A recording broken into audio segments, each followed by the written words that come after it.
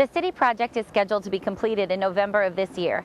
Until then, it's suggested that drivers find an alternative route. The Spring Lake well is up and running again, and our water is E. coli free. For Bobcat Update, I'm Jessica Peters. The city of San Marcos is en route to a greener community.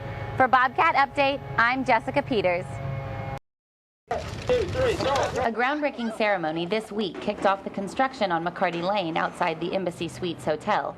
Mayor Susan Nervice said the improvements will benefit the community. It's a 1.5 lane road. I think, if you still went in horse and carriage, you'd have trouble getting down there.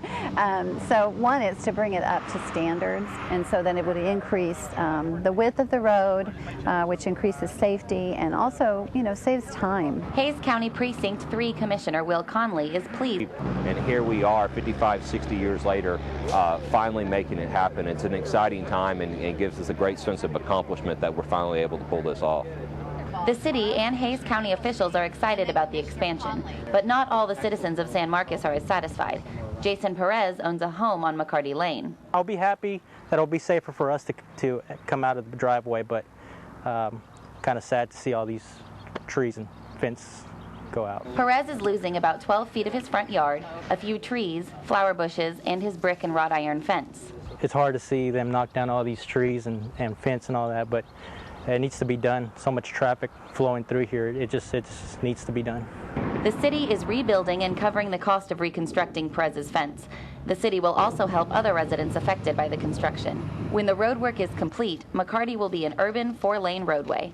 The project will be conducted in 2 phases. For Phase 1, the city will make improvements near the Embassy Suites Hotel and will connect the road leading to the San Marcos High School. Many people that do not need to go to the high school will then take that road and transit in a different direction, and it will provide increased safety for the high school. The city of San Marcos and Hays County are partnering on Phase 2 of the project, which involves the eastern part of Loop 110. The loop will connect Interstate 35 to Highway 123. Officials hope work on Phase 2 can start early next year. The city project is scheduled to be completed in November of this year. Until then, it's suggested that drivers find an alternative route. For Bobcat Update, I'm Jessica Peters. The Parks and Recreation Department has purchased an electric vehicle. The truck will be used to help maintain the San Marcos parks while reducing emissions and lowering the impact of driving on parklands. Mostly it's going to be supervising the different parks and going through and see what needs to be done, carrying small items to different parks, primarily right along the river. The new truck uses no gas. It is completely powered by electricity. The Parks and Recreation Department bought the electric truck to replace an existing gas-fueled vehicle. It will only cost about $200 a year to maintain the electric truck versus the $2,000 in fuel the city paid to operate a gas-powered maintenance truck.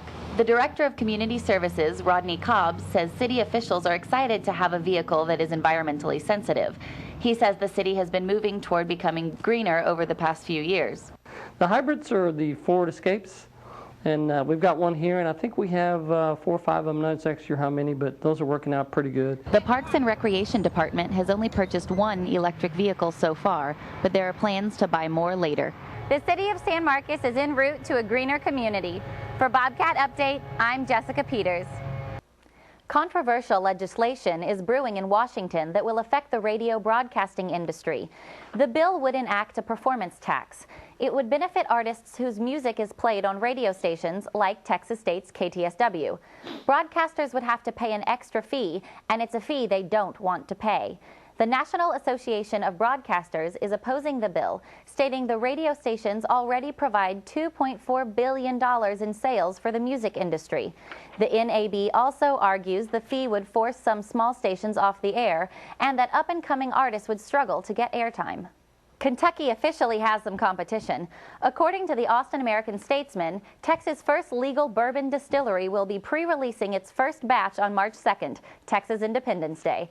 The Garrison brothers, who founded the distillery, say there is passion and love in every barrel. The 375-milliliter pre-release bottles are either 91 or 100 proof.